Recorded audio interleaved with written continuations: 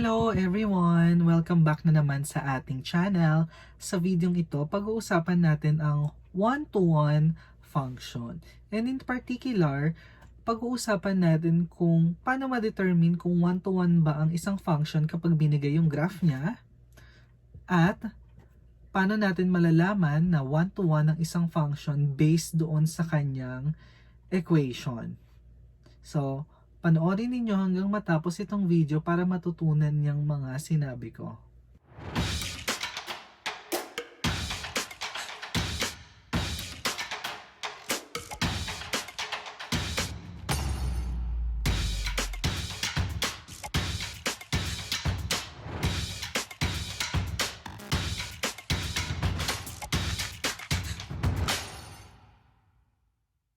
Itong horizontal line test ay ginagamit para malaman kung one-to-one bang isang function based doon sa graph nung function. At ito yung statement ng horizontal line test. A function f is one-to-one if and only if each horizontal line intersects the graph of y equal to f of x, yung graph ng function mo, in at most one point. So, yun yung sinasabi ng horizontal line test. Magpapadaan ka lang ng mga horizontal line doon sa graph ng function, at kapag isang beses lang or at most once lang na-intersect ng horizontal line yung graph ng function, then yung function mo is one-to-one. Let us do some example to illustrate the horizontal line test. Let's do letter A. So, papadaan lang tayo ng horizontal line. Intersection dyan, once lang. And as you can see, the graph of y equal to square root of x, which is ito, nai-intersection ng mga horizontal line at exactly 1 point lang. So meaning, this function, f of x equal to square root of x is 1-to-1. So ganyan kasi susulat yung 1-to-1, 1-1, okay, or 1-to-1. So, exercise B naman tayo, y equal to 1 over x, or f of x equal to 1 over x, padaan ng mga horizontal line. And as you can see, lahat ng horizontal line na yan, nai-intersect yung graph natin sa iisang point lang. So, ibig sabihin, this function is 1-to-1. Next naman, we have y equal to x square. At ito yung graph niya. Kapag nagpadaan ka ng horizontal line dito, nai-intersect niya yung graph at 2 points. Meaning, this function, f of x equal to x square, is not 1-to-1. Not 1-to-1. So, gawin natin kay D naman. Hala, twice din na-intersect yung graph ni y equal to the absolute value of x. So, ibig sabihin, f of x equal to the absolute value of x is not 1-to-1. Okay, last but not the least, we have y equal to x cube. At ito yung graph niya. So, kung nagtataka kayo saan ko nakuha yung mga graph nitong mga functions na to, meron akong video tutorial nung mga graphs ng 6 common functions na mai-encounter ninyo sa algebra and calculus. So we have y equal to x cube here. Balik na tayo. Padaan ng horizontal lines. Isang beses. So for each horizontal line, isang beses lang na-intersect yung graph ng y equal to x cube. Therefore, y equal to x cube or f of x equal to x cube is 1-to-1. Huwag na nga nating lagyan ng ng parenthesis kasi kamukha niya si Baymax. Okay. Ayan. So, ang question ngayon, paano kung ang binigay sa atin ay yung equation ng function, yung expression na f of x equal to something, paano natin malalaman na 1-to-1 yun? Kunyari, hindi natin alam i-graph yung function. So, balikan muna natin yung definition ng one-to-one function. Ito yung definition ng one-to-one function. So, basahin muna natin at saka yung restatement niya or equivalent statement. A function f is said to be 1-to-1 if for any x1, x2 in its domain of f, if f of x1 is equal to f of x2, then x1 is equal to x2. Ang sinasabi nitong definition na to is that if you have equal images, then their pre-images x1, x2 must be the same. And here is a restatement. F is 1-to-1 if for any 2 x's in the domain of your function f, if the 2 x's are not the same, x1 is not equal to x2, then yung images nila, f of x1 is not equal to x2. Bago natin intindihin yung definition, let me just give a very short explanation kung bakit naging equivalent ito at saka ito. So if you have a background on logic, kapag meron kang statement, if P, then Q, so that is a statement. So this is the same as, inenegate mo yung Q, not Q. If not Q, then inenegate mo rin yun. Inenegate mo pare, tas babalik ta rin mo. Then, not P. Actually, ang tawag dyan ay contraposition or pagkuha ng contrapositive ng isang statement. The contrapositive of this statement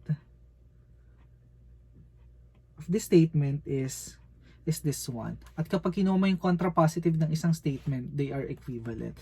So kung i-apply natin dito yun, ito yung P, ito yung Q. Pagdating naman dito, this is not Q, and this is not P. Okay, so yung not Q, babaliktarin mo lang yung statement na to, negate mo, x1 is not equal to x2. Ito, babaliktarin mo, makukuha ko ito. Okay, so balik na tayo dito sa 1-to-1 function. Bakit ko binigay parehang definition kung pareha lang naman sila? Simply because, itong pangalawa, mas madaling makita dyan yung bagay-bagay, bakit 1-to-1 function in the point of view of the horizontal line test, while ito naman, yan yung gagamitin natin para mapakita ng isang function is 1-to-1 gamit ang equation ng function. Okay, so dito muna tayo sa pangalawa. So, intindihin natin yan. So, gagamitin natin yung horizontal line test lang. Actually, dapat nga ito yung nauna bago yung horizontal line test. Pero feeling ko mas madaling maintindihan kung alam ni horizontal line test bago itong pinaka-definition. So, ibig sabihin nito, kapag kumuha ka raw na x1 not equal to x2, okay, so pwedeng yung x1 mas mababa sa x2, yung x2 mas mababa sa x1. Okay, basta hindi sila equal, but let's just assume that x1 is less than x2. So, ibig sabihin, pag kinuha mo raw yung images nila, pag pinasok mo dun sa function mo, let's say this is your function,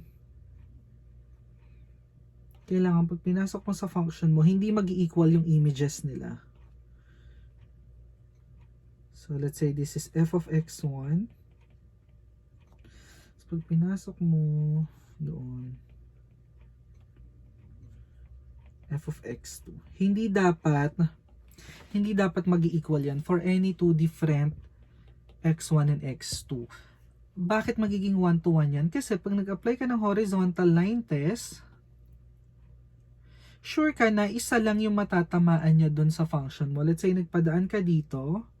So pag kumuha ka pa ng ibang point na may ibang x-coordinate, let's say nandito ka, hindi niya matatamaan yon. Okay, or let's say ito yung isa mong x-coordinate, pag nagpadaan ka ng horizontal line dito, isang point nandoon. And that works for any x1 and x2 na not equal. Okay, so pag nagpadaan ka ng horizontal line, hindi ka tatama sa 2 points or more. Palaging at most 1 point lang. So that is the definition. So mas intuitive ito, mas madali itong makita. Okay? So ang tanong, paano natin gagamitin ito to show that the given function is 1-to-1? Nilista ko na rito yung summary ng ng kung paano magpakita ng ang isang function ay one-to-one at ang isang function ay hindi one-to-one. So how to show that a function is one-to-one? So yung una, first step, first bullet, you let x1, x2 be in the domain of the given function, and you assume that f of x1 is equal to f of x2. And then the next step, you show that the two x's are equal. x1 is equal to x2. Paano ka naman magpapakita na yung function mo is not one-to-one? Gagawin mo, maghahanap ka ng dalawang x1, x2 in the domain of your given function such that pag kinuha mo yung images ng dalawang points ay equal sila. Okay? So, ang hahanapin mo, x1, x2 not equal kasi distinct such that f of x1 is equal to f of x2. Bakit naging ano yan? Bakit naging hindi one-to-one yung ganyang condition, yung sinasabi nito? Kasi if you have x1 here, x2 here, tapos equal yung images nila, so itong nasa y na to is f of x1 equal to f of x2. So, yung 2 points na yan nandun sa function mo. So, pag nagpadaan ka ng horizontal line sa part na yan, mai-intersect niya sa dalawang points yung function mo dito. Kaya, magiging hindi na one-to-one yung function mo. 1a.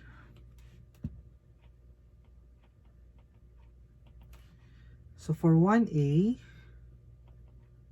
so let's show that this function ay one-to-one. So, ano ba yung method na sinabi sa atin? Kukuha ka ng x1, x2 in the domain. Ano bang domain ng 2x plus 3? Pwede mo sabihin na ganito na lang. The domain of f ay real numbers lang, no? Pero hindi naman siya gagamitin dito sa pag-show. Tapos, ang i-assume mo, f of x1 equal to f of x2. What is f of x1? F of x1 is, papalitan mo lang lahat ng x ng x1. You get 2x1 plus 3 equal to, sa x2 naman, papalitan mo si x ng x2. At ano yung final step? You have to show using yung properties ng mga equality o yung mga laws ng math na x1 is equal to x2. So for this one, pwede ka mag-subtract ng 3 on both sides. You get 2x1 equal to 2x2. Divide both sides by 2, x1 equal to x2. Ayan na, napakita natin that x1 is equal to x2. Therefore, yan yung ibig sabihin ng tatlong dot na yan. Therefore, f of x equal to 2x plus 3 is 1-to-1. Let's try another example. Let's try b. We want to show that this function is 1-to-1. So we let x1 and x2 be in the domain of G. Tapos sa-assume mo na yung images ng x1 and x2 are the same. You have to show that x1 is equal to x2 para masabing 1-to-1 siya. Okay, so g of x1, palitan lang yung mga x dito ng x1.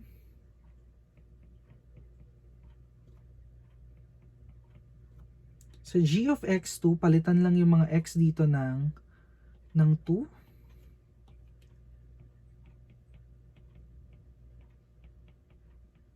Okay. Oops, may mali ata akong naisulat dito. So ayan, replace x2 or replace x by x2, you will get this. So that is g of x2. So ayan, kailangan na nating ipakita that x1 is equal to x2. So meron kang dalawang fractions, equal sila. So you can actually multiply both sides by the LCD x1 plus 1, x2 plus 1, or you can cross multiply. Pareha lang ilalabas na expression.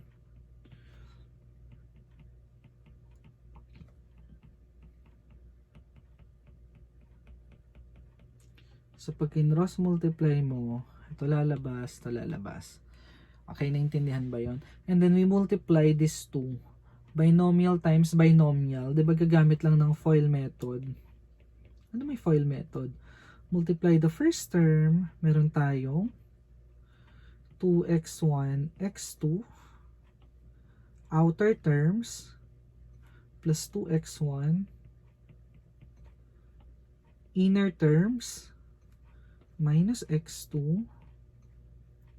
And then yung last terms. Product ng negative 1 at saka ng plus 1 is negative 1. Then next, ifo-foil din natin yung sa right hand side. So multiply the first terms, we get 2x2 x1, which is the same as 2x1 x2. Because multiplication is commutative, pwede mong baliktarin. And then the outer terms, the inner terms,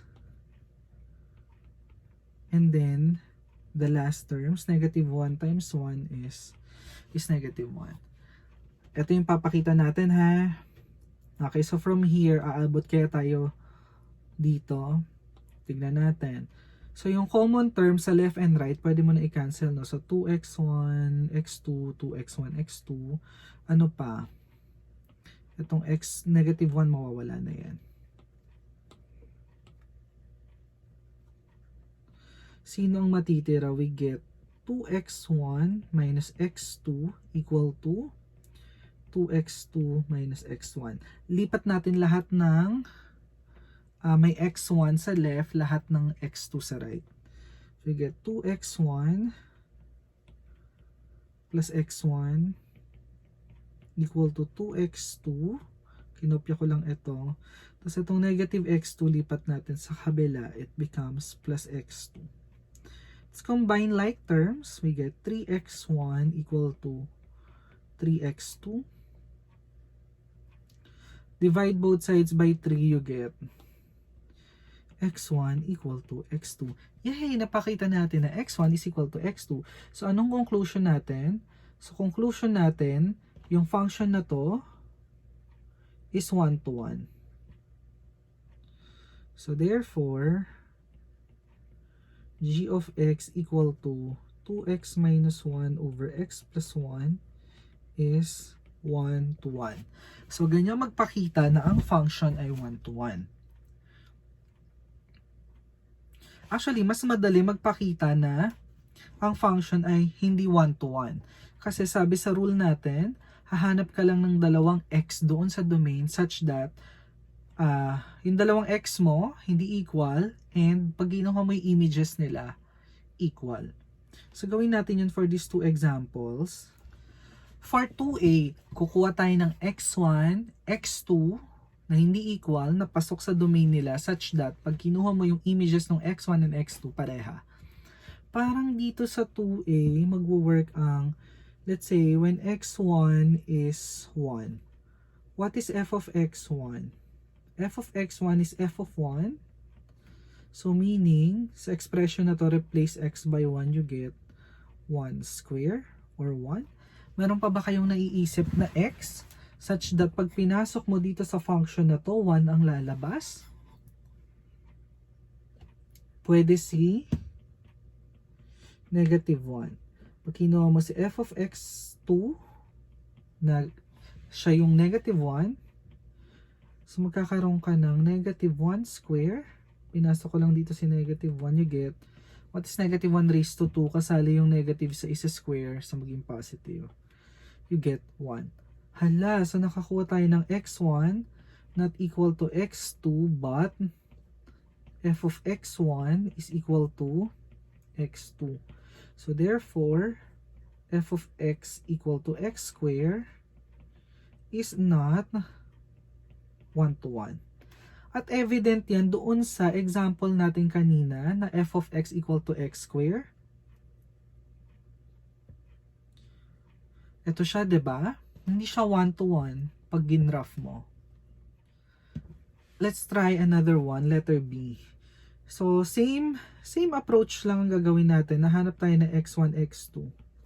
Sa tingin nyo, anong x1 ang magwo-work dito? Take note, hindi unique yung pagkuha ng x1 and x2. Pwedeng ang kinuha ko is 1, negative 1. Yung kaklase mo kinuha 2, negative 2, so on and so forth. So pwedeng iba-iba yung kuhanin ninyong pairs na x1 and x2. Tapos mapapakita nyo na yung f of x1 equal to f of x2. So tama pa rin kayo ng ginagawang solution. So for letter B, mag-work kaya ang, try natin. Mag-work ang 1, negative 1. Pero sige, gawa tayo ng ibang number. Sige, f of 2 na lang. F of 2, x1 equal to 2. What is g of x1 equal to sa g of 2? And what is g of 2? So dito, lahat ng x mo, papalitan mo ng 2. You get absolute value ni 2 minus 2 square, which is 2 minus 4 or negative 2. So ano pa kayang number maganda? Try natin x2 equal to negative 2. Sige. What is g of x2? You get g of negative 2. So lahat ng mga x dito, papalitan natin ng negative 2 to get g of negative 2.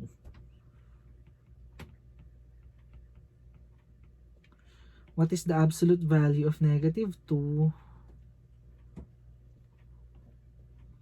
2 lang yon. At ito, nag-square ka, kasali yung negative, so positive yung sagot. So square ni negative 2 is 4.